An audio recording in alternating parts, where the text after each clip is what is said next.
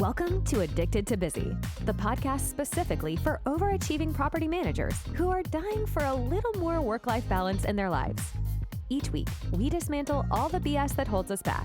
You'll learn how to nix those tricky, self-sabotaging habits so that you have the time, energy, and motivation to create what you really want in life. If you're looking to shift from overcommitted to overjoyed, this is the podcast for you. Let's do this. Now, your host, Anna Havliana. Hey everybody, and welcome back to the Addicted to Busy podcast, where we talk all about work-life balance for busy property managers.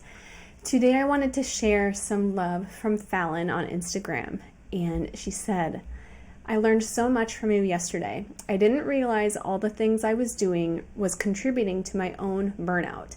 Thanks for the tips and tricks, and I will definitely be applying them in my life.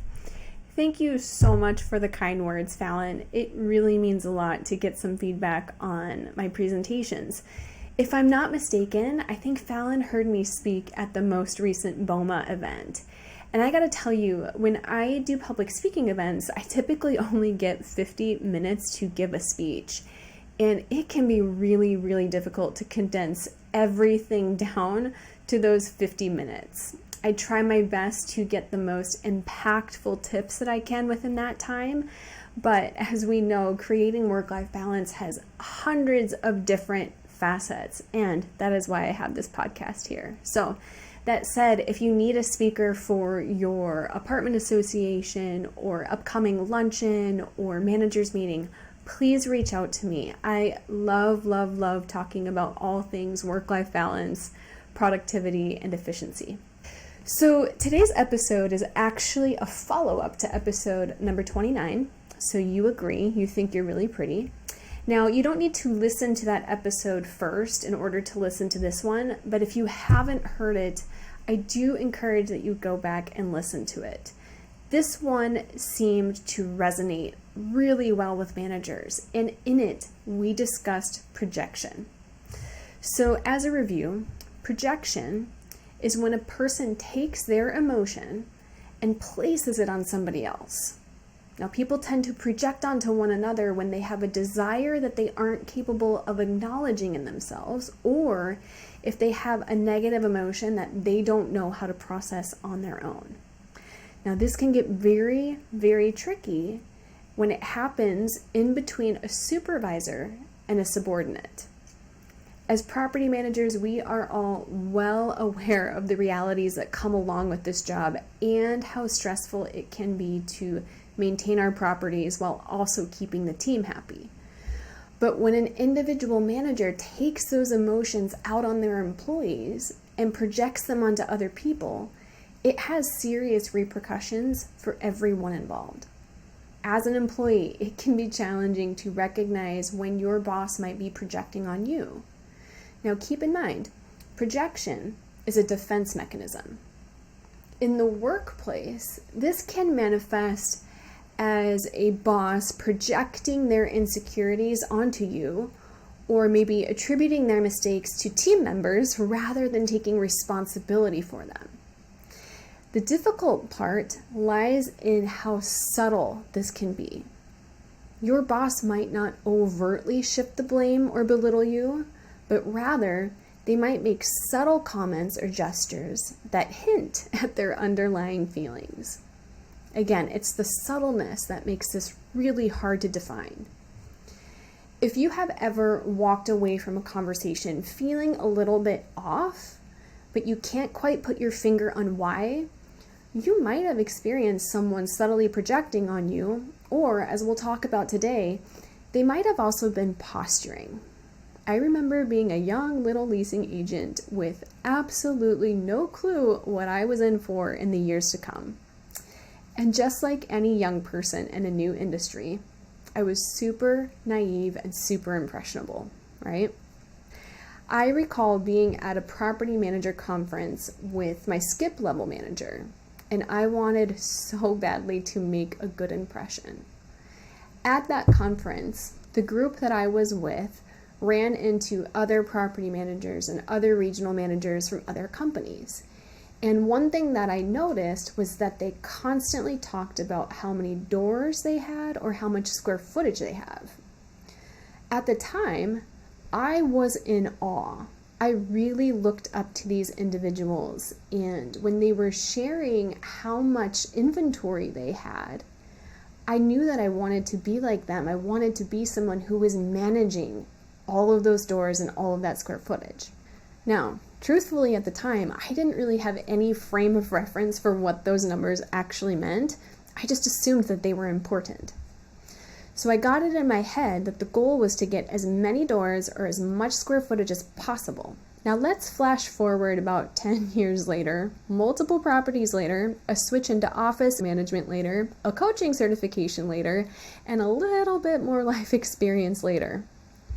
Again, I was at a different conference with a group from my office, and I remember we were hanging out at the hotel bar, and it was gorgeous.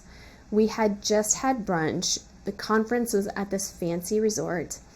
And again, my skip level manager was there, different manager this time.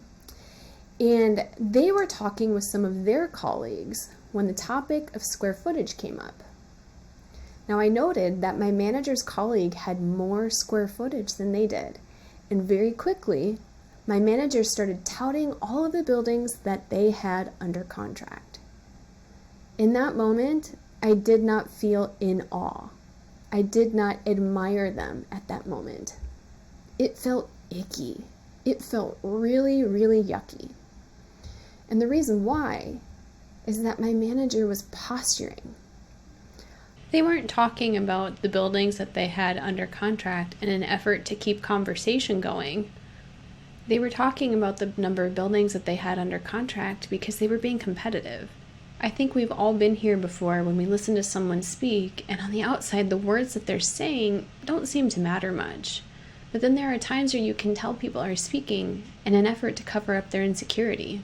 Posturing is often used as a psychological means of gaining power, control, or influence over others.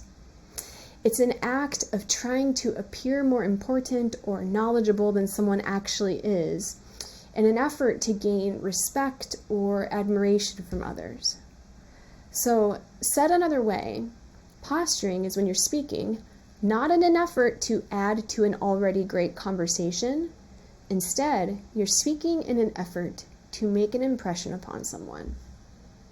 Now, this isn't to say that we should judge people who share their stats and share the number of doors or square footage they have. Absolutely not. We want to love on those people extra hard. People unconsciously posture themselves for various reasons. For example, some people might use it to gain favor with their peers in order to make themselves look better than they really are. Other people might use it as a form of self-protection or as a way to ward off criticism, or maybe even just avoid difficult conversations about their flaws or weaknesses. Posture is sometimes used as a way for people to just simply try and fit in. Just like projection, posturing is a defense mechanism. And I think that we can all relate to the desire to want to protect ourselves from social pain. When we talk about posturing, there's one thing that I want to make sure is very, very clear. And it's that when we talk about coaching or when we talk about doing your own thought work, it's not about getting all of the other people around you to act different. Yes, it is very uncomfortable when someone projects on us or when someone's posturing around us. But we have no control over that person. We only have control over our experience of them. That's why when we open this conversation, I'm going to invite you to focus on identifying when you project and when you posture yourself. And this is a process. First of all, you have to become aware of it. You have to be open to giving yourself feedback that might not feel good. And once you get there, you have to be able to forgive yourself and evaluate what happened. After you've done all that, now what we want to do is start anticipating when this might happen in the future and start showing up as your future self. For those of you who keep showing up in the same way time after time, even though it's not the way that you want to show up, I'm going to invite you to do some future self work. and imagine how your highest and best self does show up in these situations. Sometimes the reason why we keep doing the same thing over and over and over again, even though we don't want to, is because we simply haven't taken the time to identify exactly how it is that we want to show up. Every week I give you journal questions because I want you to be able to truly internalize this work. My clients are excellent at recognizing posturing and projection because they've done their own deep dives into when they were posturing and projecting. When you can get close to your own humanness and your own flaws, you end up becoming wildly accepting not only of yourself, but of others. And it's easier to have compassion for people, and once you have compassion for people, that makes everything else easier. Others want to be around people who don't judge other people. People want to work harder in places where they feel free to be themselves and to make mistakes. Part of creating that environment for others starts by recognizing it and creating it for yourself. Listen, you cannot change what others will do, but when you change your reactions, you do somewhat force other people to change. Now, you don't get any say in what that change in other people will be, but at least you have taken ownership for getting yourself out of your own loops. Listen, I'm not going to ask you to do anything that I myself wouldn't do. I am guilty of posturing as well. I think a lot of you have heard me tell the story about how I made the shift from residential management into commercial management, and that in order to do that, I needed to take a title demotion and a pay cut. Now, at the time, that title demotion was kind of a hit to my ego. Climbing the corporate ladder was very, very important to me, so stepping down to an assistant role, it felt like a step back, even though consciously I knew that it wasn't. Titles meant something to me at the time.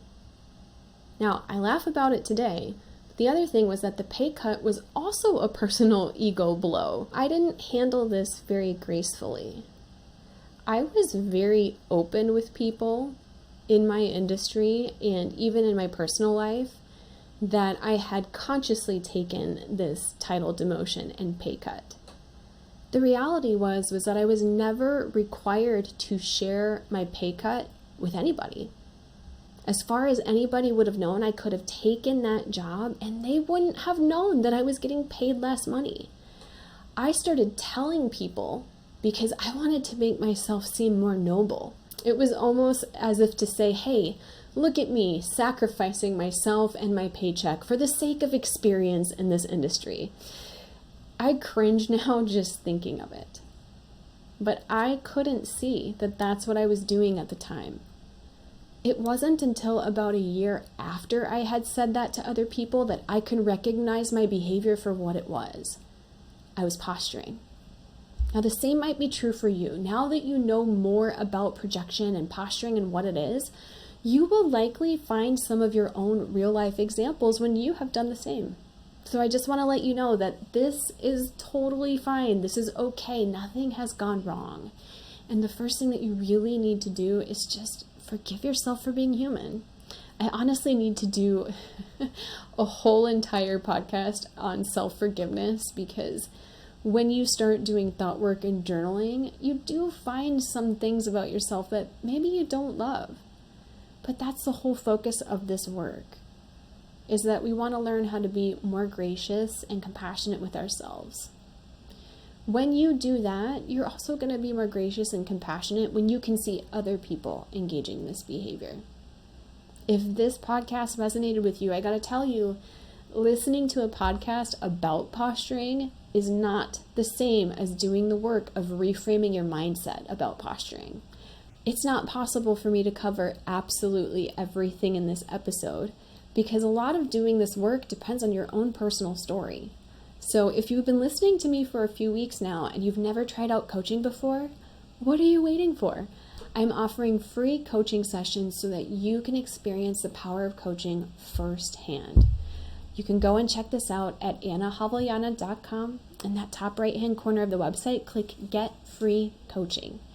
That's AnnaHavliana.com, ANNAJAV as in visible, ELLANA.com. All right, my friends. I love y'all. Keep going. Thanks so much for tuning in to this episode of Addicted to Busy. If you're enjoying the show, please feel free to rate, subscribe, and leave a review wherever you listen to your podcasts. This helps others find the show, and we greatly appreciate it. Thanks again for tuning in, and we'll catch you in the next episode.